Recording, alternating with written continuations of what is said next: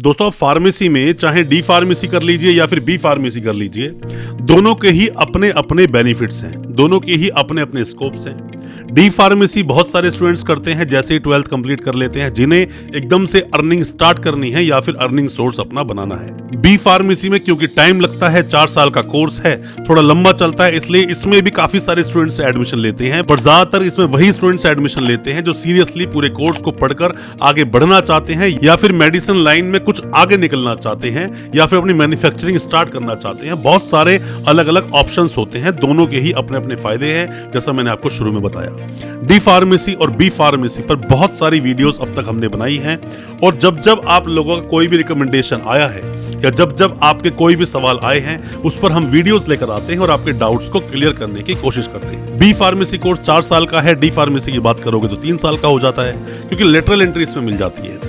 और आपके जितने भी सवाल जो हमारे पास आए थे, जो डिटेल्ड वीडियो बनाने के लिए आपने बोला था, जिसमें हम आपको अभी बताएंगे कि क्या है प्रोसेस, क्या है एलिजिबिलिटी, मतलब एडमिशन आप कैसे ले सकते हैं, एलिजिबिलिटी क्या है, ड्यूरेशन क्या होगा, फीस क्या होगी, अच्छे कॉलेजेस कौन से हैं, एग्जिट टेस्ट कैसे होगा, पीसीआई कैसे चेक करें, ऐसे बहुत सारे सवाल जो आप लोगों ने पूछे हैं, आज उन सभी सवालों के जवाब देने की कोशिश करेंगे अपनी इस वीडियो के माध्यम से। क्योंकि हर साल लाखों स्टूडेंट्स एडमिशन लेते हैं, लाखों बता रहा हूं मैं आपको, क्योंकि बहुत सारी सीट्स हैं, बहुत सारे कॉलेजेस हैं, बहुत सारी यूनिवर्सिटीज हैं और वो सभी फार्मेसी कोर्सेज करवाते हैं और कोर्सेज करने के बाद स्टूडेंट्स अलग अलग सेक्टर्स में निकल जाते हैं। डी फार्मेसी वाले ज्यादातर फार्मेसिस्ट बन जाते हैं, मतलब अपनी शॉप खोल लेते हैं। बी फार्मेसी वाले और भी अपने अलग अलग सेक्टर्स में चले जाते हैं। तो अभी मैं आपको डिटेल में बताऊंगा बी फार्मेसी के बारे में। ज्यादा कुछ जानने के लिए दोस्तों बने रहिए हमारे इस वीडियो के साथ। नमस्कार दोस्तों, फिर एक बार स्वागत करता हूं आप सभी का अपने इस यूट्यूब चैनल पर, जिसका नाम है यूनिवर्सिटी इंडिया। मेरा नाम है वीरेंद्र वर्मा। दोस्तों हालांकि जैसा मैंने आपको पहले बताया कि बहुत सारी वीडियोस अब तक हमारे द्वारा बनाई गई हैं। PCI pharmacy council of India कैसे काम करता है, कब बना था, कब कब इसमें अमेंडमेंट्स हुए, उस पर डिटेल्ड वीडियो हमारे इसी चैनल पर अवेलेबल है। डी फार्मेसी का एग्जिट टेस्ट किस तरह से होता है, किस किस तरह से एग्जाम ली जाते हैं, वो सब वीडियोस भी अवेलेबल हैं। और जब जब कोई अपडेट आते हैं फार्मेसी को रिलेटेड, हम अपने इस चैनल पर अपडेट करते रहते हैं। हम बात करते हैं सबसे पहले बी फार्मेसी करने के लिए जो उसकी एलिजिबिलिटी है। दोस्तों एलिजिबिलिटी की अगर हम बात करें, बी फार्मेसी आप करना चाहते हैं, 12वीं आपकी पास होनी चाहिए किसी भी रिकॉग्नाइज बोर्ड से।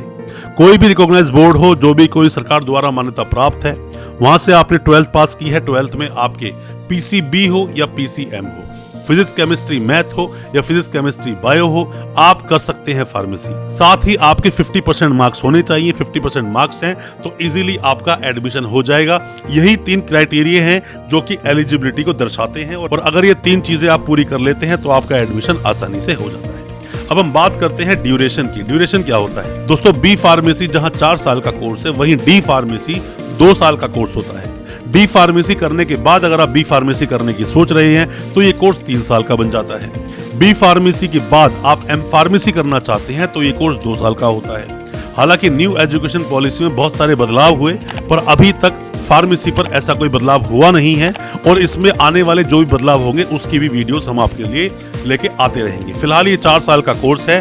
12वीं के बाद आप कर सकते हो। पर सेमेस्टर एग्जाम्स होते हैं, मतलब कि 8 सेमेस्टर के एग्जाम्स आपको देने पड़ते हैं। दोस्तों आप किसी भी यूनिवर्सिटी के कोई भी डॉक्यूमेंट्स वेरीफाई करवाना चाहते हैं, वेरिफिकेशन के काफी सारे प्रोसेस होते हैं, पर जैसा मैं हमेशा अपनी वीडियोस के माध्यम से बोलता हूं कि आरटीआई एक बहुत अच्छा ऑप्शन होता है। गवर्नमेंट प्रोसेस के थ्रू आपके डॉक्यूमेंट्स वेरीफाई हो जाते हैं। फिर भी आप चाहे तो सीधा यूनिवर्सिटी से ही वेरीफाई करवा सकते हैं। यूनिवर्सिटीज अपनी वेबसाइट पर डिटेल डाल के रखती हैं, या फिर आरटीआई लगवाएं, इसमें हम आपकी मदद कर सकते हैं। और अगर कोई भी डॉक्यूमेंट किसी भी यूनिवर्सिटी से आपने लिए हैं, अब फर्दर डॉक्यूमेंट्स आप निकालना चाहते हैं, माइग्रेशन डिग्री, एलओआर, ट्रांसक्रिप्ट, कुछ भी निकालना चाहते हैं और आप यूनिवर्सिटी से बहुत दूर हैं, आप हेल्पिंग हैंड चाहते हैं, तो हो सकता है इसमें भी हम आपकी कोई मदद कर सके। कोई भी डॉक्यूमेंट्स जो आपके यूनिवर्सिटी में भी पेंडिंग है, और दोस्तों कोई भी आप मदद चाहते हैं वेस्ट प्रोसेस में या फिर डिग्री को वेरीफाई करवाने के लिए, आप हमसे भी कांटेक्ट कर सकते हैं। अब हम बात करते हैं इसकी फीस के बारे में कि बी फार्मेसी की फीस कितनी होती है। दोस्तों वैसे तो बी फार्मेसी की जो फीस है, अगर आप किसी कॉलेज से करेंगे, गवर्नमेंट कॉलेज से, तो इसकी पर ईयर की फीस 20,000 रुपए से लेकर 70,000 रुपए तक हो सकती है। पर अगर आप किसी भी प्राइवेट यूनिवर्सिटी की तरफ रुख करते हैं तो इसकी फीस 75,000 रुपए से लेकर 1.5 लाख रुपए तक पर ईयर की फीस होगी। और इसमें हॉस्टल की जो फीस होगी वो अलग होगी, डेवलपमेंट चार्ज जो होगी वो अलग होगा, और साथ ही जो यूनिवर्सिटी की जो यूनिफॉर्म फीस होती है वो अलग होती है, स्टडी मटेरियल की फीस अलग होती है। तो फीस को अगर जनरली आप देखोगे तो आप पर ईयर मान के चल सकते हो कि 70,000 रुपए से लेकर 1 लाख के बीच में अच्छी यूनिवर्सिटी, अच्छी प्राइवेट यूनिवर्सिटी आपको मिल जाएगी। क्योंकि एग्जामिनेशन जो बॉडी होती है, एग्जामिन जो बॉडी होती है, प्राइवेट यूनिवर्सिटी खुद में होती है, खुद में ही आंसर शीट चेक की जाती है, खुद ही नंबर दिए जाते हैं, खुद ही प्रैक्टिकल करवाते हैं और खुद ही थ्योरी करवाते हैं। तो यहाँ आपको ये बेनिफिट्स मिल जाते हैं, बट ऐसा कॉलेजेस में नहीं होता। कॉलेजेस की आंसर शीट चेक होने जाती हैं, तो वहां पर थोड़ा सा आपको डर हमेशा लगा ही रहता है। तो फीस के बारे में बताया, ड्यूरेशन के बारे में मैंने आपको बताया और एलिजिबिलिटी बताई। अब बताते हैं एडमिशन प्रोसेस के बारे में। दोस्तों, आपके पास 50% मार्क्स हैं, साथ ही आपने किसी भी रिकॉग्नाइज बोर्ड से कंप्लीट किया है अपनी 12th को, साथ में पीसीबी या पीसीएम है। अब आप एडमिशन ले सकते हैं डायरेक्ट, मतलब कि बहुत सारी यूनिवर्सिटीज और बहुत सारे कॉलेजेस डायरेक्ट आपको एडमिशन देते हैं। बी फार्मेसी में एंट्रेंस देने की आपको जरूरत पड़ेगी नहीं, मतलब डायरेक्ट आपका एडमिशन हो जाएगा। क्योंकि एंट्रेंस भी होते हैं बहुत जगह यूनिवर्सिटीज में, वो एक अलग यूनिवर्सिटीज हैं, बट बहुत सारी यूनिवर्सिटीज आपको डायरेक्ट एडमिशन देगी, एंट्रेंस नहीं देना पड़ेगा और सीधा एडमिशन लेने के बाद आपकी एजुकेशन मतलब पढ़ाई आपकी शुरू हो जाएगी और पढ़ाई करने के बाद हर सेमेस्टर में इसके एग्जाम्स होते हैं। साथ ही दोस्तों, हम बात कर लेते हैं बेस्ट कॉलेजेस कौन कौन से हैं। दोस्तों, हमेशा मैं आपको बोलता हूं कि आप कोशिश कीजिए कि आपका एडमिशन गवर्नमेंट यूनिवर्सिटी में हो, गवर्नमेंट कॉलेज में हो, मतलब सरकारी संस्थान में हो।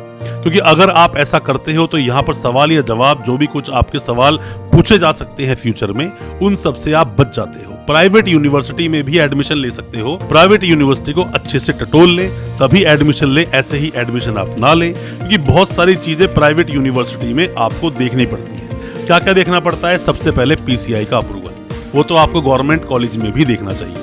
फार्मेसी काउंसिल ऑफ इंडिया का अप्रूवल अगर नहीं है तो वो कॉलेज या यूनिवर्सिटी आपको बी फार्मेसी नहीं करा सकती।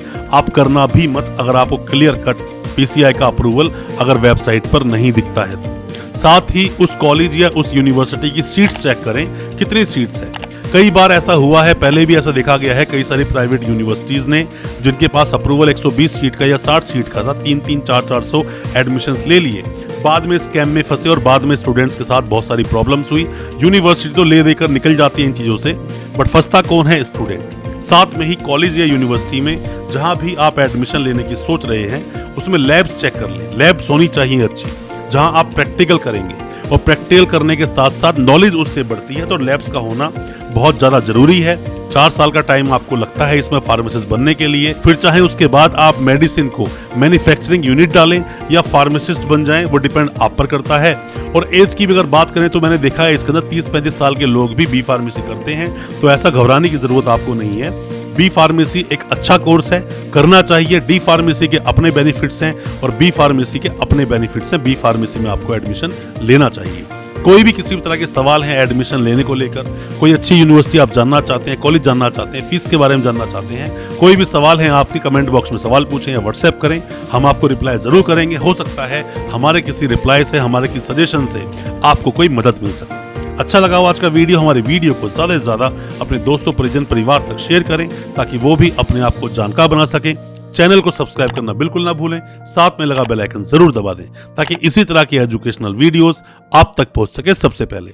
बहुत बहुत शुक्रिया दोस्तों, धन्यवाद हमारे इस वीडियो के साथ बने रहने के लिए।